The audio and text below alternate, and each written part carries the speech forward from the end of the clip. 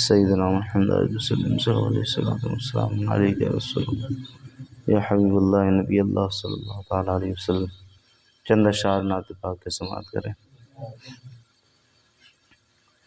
جو ہو چکا ہے جو ہوگا حضور جانتے ہیں، جو ہو چکا ہے جو ہوگا حضور جانتے ہیں، تیری عطا سے خدایا حضور جانتے ہیں، تیری عطا سے خدایا حضور جانتے ہیں۔ صاحبو، اس نعت کو آج جو میں نے منتخب کیا ہے وہ آج کے سبق کو سمجھانے ہی کے لیے کیا ہے۔ آپ اس ایک نعت کے ایک مصرعوں کو سمجھیں، کیونکہ آنے والا جو درس قرآن آپ سماعت کریں گے آپ ابھی نعت کے بعد میں، اس سارے درس قرآن کا تعلق اسی نظم سے نثر میں کنورٹ ہونے والا ہے، ٹھیک ہے؟ کیونکہ آج جو ہے حضور صلی اللہ علیہ وسلم کے علم کے تعلق سے بتایا جائے گا کہ آپ کو علم غیب ہے یا نہیں ہے۔ کچھ حضرات ہیں کہ جو حضور کے کلمہ پڑھتے ہیں اور یہ کہتے ہیں کہ حضور کو علم غیب ہی نہیں تھا، تو اس بات کا وہ جس آیت سے استدلال کرتے ہیں وہی آیت آج درس قرآن میں پڑھی جائے گی۔ کہتے ہیں دیکھو یہ ہے ثبوت، اللہ تعالیٰ فرماتا ہے اور تم کہتے ہو کہ حضور کو علم ہے، حالانکہ یہاں سے علم کی نفی ہو رہی ہے۔ تو انشاءاللہ اس پر دلیل سے بات ہوگی۔ تو پہلے نظم میں سماعت کریں، اس کے بعد نظم سے انسان زیادہ سمجھتا ہے، پھر نثر میں انشاءاللہ بات ہوگی، اس لیے اس کلام کو میں نے منتخب کیا ہے۔ سماعت کریں، کہیں سبحان اللہ۔ تیری عطا سے خدایا حضور جانتے ہیں۔ اللہ فرماتا ہے النبی اولا بالمومنین من انفسہم، میرا نبی جو ہے نا وہ مومنوں کی جان سے بھی زیادہ قریب ہے۔ اب شعر سماعت کریں۔ وہ مومنوں کی تو جانوں سے بھی قریب ہوئے، وہ مومنوں کی تو جانوں سے بھی قریب ہوئے، وہ مومنوں کی تو جانوں سے بھی قریب ہوئے، کہاں سے کسے نے پکارا حضور جانتے ہیں، کہاں سے کسے نے پکارا حضور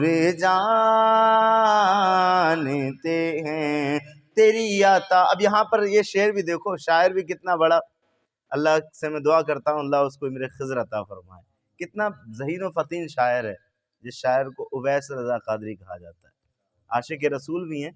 کتنا مطلب علم کے ساتھ یہ کلام لکھا ہے، ایسے نہیں کہ بس اشعار ملاتے جھلاتے گئے اور بس لکھ دیا، نہیں، علمی کلام لکھا ہوا ہے۔ کہا ایسی نہیں جانتے ہیں، ذاتی طور پہ نہیں جانتے، تیری عطا سے جانتے ہیں، اور یہی علماء اہل سنت کا عقیدہ ہے کہ خود عطائی طور پر کوئی کسی چیز کا مالک ہے ہی نہیں۔ ہم دیکھنے والے تو ہیں لیکن عطائی طور پر سمیع ہیں، بصیر ہیں، سننے والے بھی ہیں، دیکھنے والے بھی ہیں، لیکن عطائی طور پر، ذاتی طور پر نہ ہم دیکھنے کے مالک ہیں نہ ہم سننے کے مالک ہیں۔ اسی طریقے سے حضور کو جو بھی ہمارا عقیدہ ہے، حضور کو ما کانا وما یکون، جو ہے، جو ہوگا، جو ہو چکا، سب کا علم حضور کو ہے، لیکن کیوں؟ کیا ذاتی طور پر ہے؟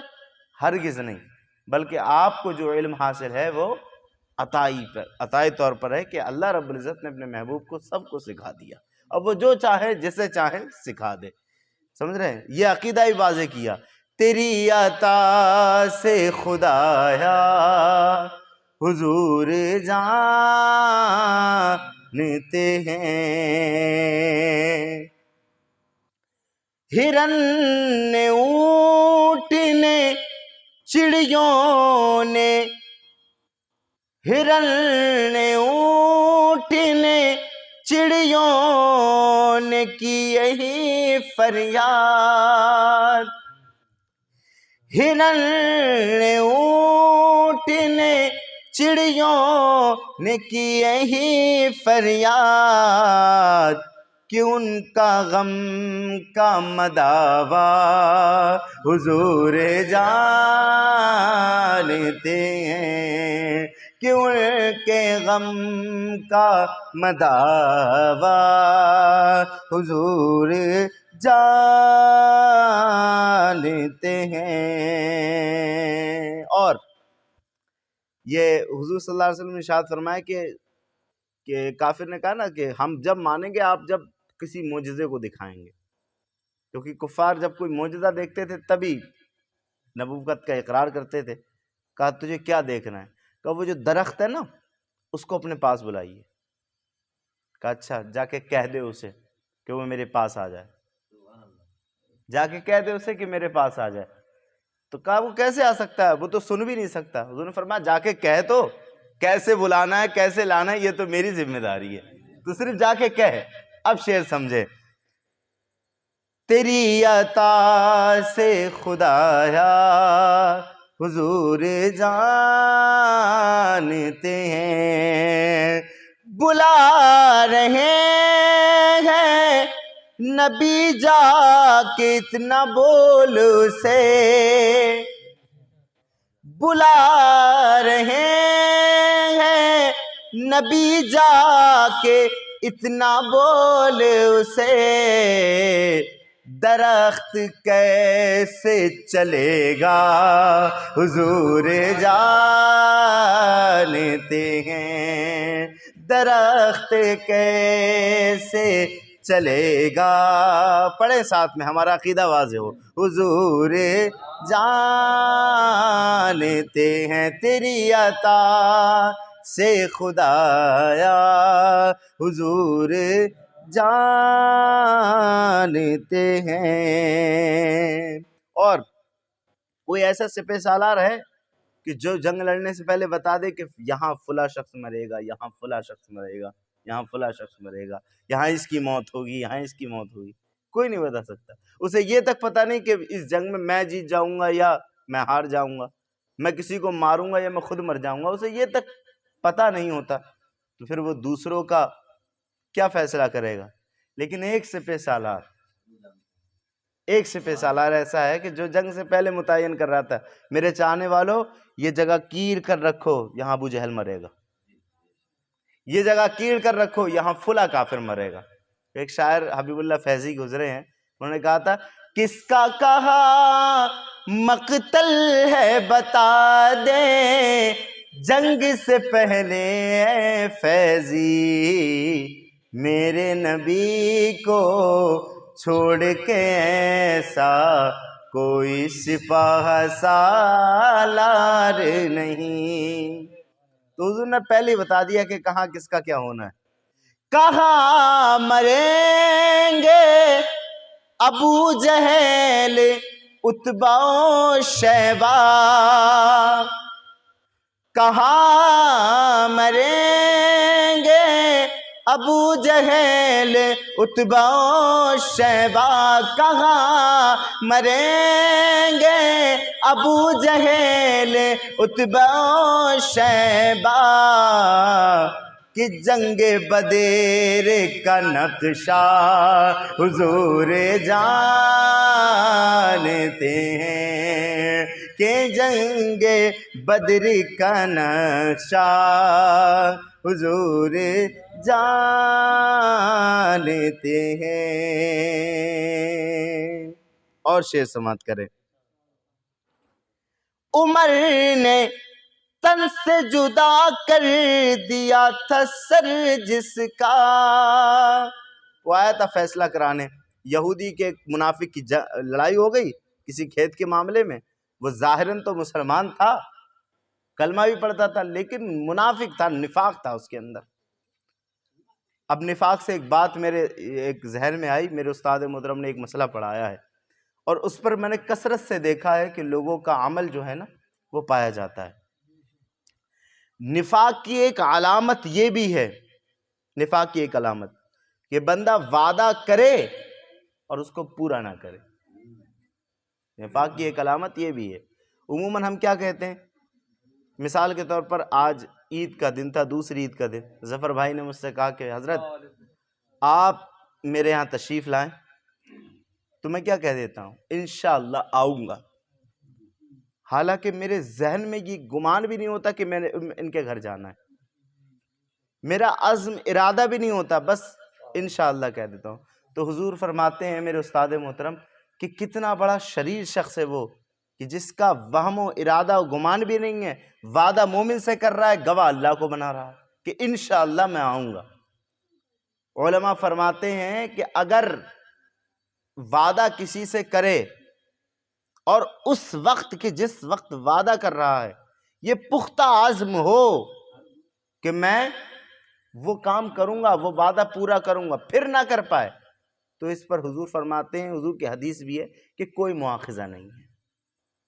لیکن ایسی کہ انسان کیا ہے، انشاءاللہ کہے اور وعدہ بھی کر لے، لیکن بس زبانی وعدہ کر لے، دل پر وہم و گمان بھی نہ ہو، تو علماء اکرام فرماتے ہیں کہ یہ نفاق کی علامت ہے۔ تو وہ منافق تھا، ایک یہودی سے اس کی جنگ ہو گئی اس معاملے میں، تو کہا ٹھیک ہے، ہمارے نبی تو حیات نہیں، تمہارے نبی تو حیات ہیں، یعنی تمہارے نبی محمد صلی اللہ علیہ وسلم زندہ ہیں، ان سے فیصلہ کرایا جائے، وہ صادق بھی ہیں، امین بھی ہیں، ہم بھی اعتبار کرتے ہیں۔ کہا ٹھیک ہے۔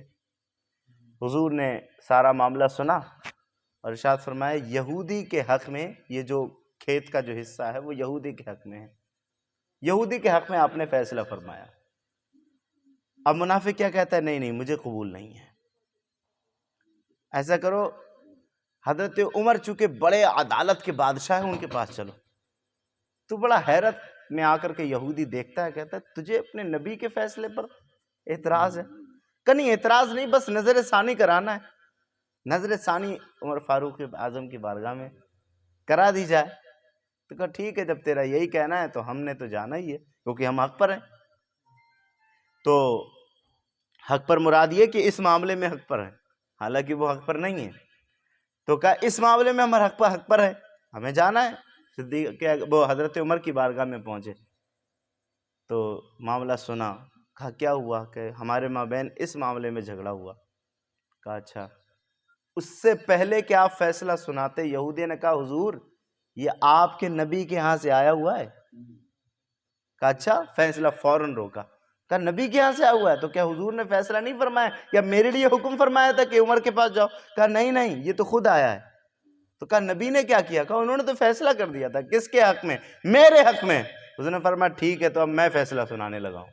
کہا لیکن تھوڑا تاخیر کرنا ہے، مجھے اندر جانے دو۔ آپ اندر گئے، شمشیر سے آپ نے میان سے شمشیر نکالی اور آنے کے بعد باہر فوراً آ کر کے اس کی گردن اڑا دی، اس منافق کی۔ پورے مدینے میں شور مچ گیا کہ عمر نے ایک مومن کو قتل کر دیا، عمر نے ایک مومن کو قتل کر دی۔ حضور تک یہ بات پہنچی، حضور نے کہا عمر کسی مومن کو قتل نہیں کر سکتا، جو ہمارے فیصلوں پر اعتراض کرے وہ مومن ہو ہی نہیں سکتا۔ سمجھ رہے ہیں؟ اب شعر سمجھیں۔ جو ہو چکا ہے جو ہوگا حضور جانتے ہیں، عمر نے تن سے جدا کر دیا تھا سر جس کا، عمر نے تن سے جدا کر دیا تھا سر جس کا، وہ اپنا ہے یا پرایا حضور جانتے ہیں، وہ اپنا ہے یا پرایا حضور جانتے ہیں۔ اور شعر سماعت کریں۔ میں ان کی بات کروں یہ نہیں میری اوقات. کس کی بات؟ ان یوم القیامت نادا منادین، کہ قیامت کے دن جس کے لیے ندا کی جائے گی، اے محشر والو، یا اہل الجمع غضوا ابصارکم، اے محشر والو سارے کے سارے اپنی نگاہیں نیچی کرو. کیوں؟ نبی کی بیٹی فاطمہ کی سواری گزر رہی ہے. میں ان کی بات کروں یہ نہیں میری اوقات، کہ شان فاطمہ زہرا حضور جانتے ہیں، کہ شان فاطمہ زہرا حضور جانتے ہیں. تیری عطا سے خدایا حضور جانتے ہیں. اور ایک شعر میں ان وہابیوں کو لتاڑا ہے جو کہتے ہیں نا حضور کے علم غیب نہیں ہے. کیا کہا اویس قادری نے، سماعت کریں. کہتے علم غیب کے منکر خدا کو دیکھا ہے. بتا، علم غیب کے منکر خدا کو دیکھا ہے. تو کیا کہے گا تو؟ تجھے بھی کہنا پڑے گا حضور جانتے ہیں، تجھے بھی کہنا پڑے گا. کسے؟ خدا کو. حضور جانتے ہیں، تیری عطا سے خدایا حضور جانتے ہیں. یہ تو ان خبیثوں کی بات تھی، ہماری کیا بات ہے؟ انہی کے ہاتھ ہیں سب کنجیاں خزانوں کی، انہی کے ہاتھ ہیں سب کنجیاں خزانے کی، کہ کس کو دینا ہے کتنا حضور جانتے ہیں، کہ کس کو دینا ہے کتنا حضور جانتے ہیں. اور ہے ان کے ہاتھ میں کیا کیا تجھے خبر نہ مجھے. ہاتھ تو خالی دکھ رہے ہیں لیکن ندیہ پنجاب رحمت کی ہیں جاری. واہ واہ. ہاتھ تو خالی ہیں لیکن ہزاروں کو سیراب کر دیا. ہاتھ جس سمت اٹھا غنی کر دیا. موجے بحر سماعت پہ لاکھوں سلام. تو پھر کیا سمجھ سکتے ہیں؟ کہہ رہے شاعر بس اتنا سمجھو. کیا سمجھو؟ ہے ان کے ہاتھ میں کیا کیا تجھے خبر نہ مجھے، خدا نے کتنا نوازا صرف حضور جانتے ہیں، خدا نے کتنا نوازا حضور جانتے ہیں. مقطع دیکھیں. خدا ہی جانے عبید کو ہے پتا کیا کیا، خدا ہی جانے عبید کو ہے پتا کیا کیا. ارے ہمیں پتا ہے بس اتنا، کیا؟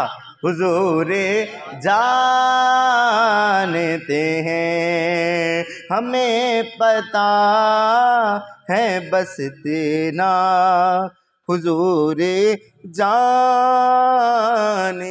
ہیں. تیری عطا سے خدایا حضور جانتے ہیں.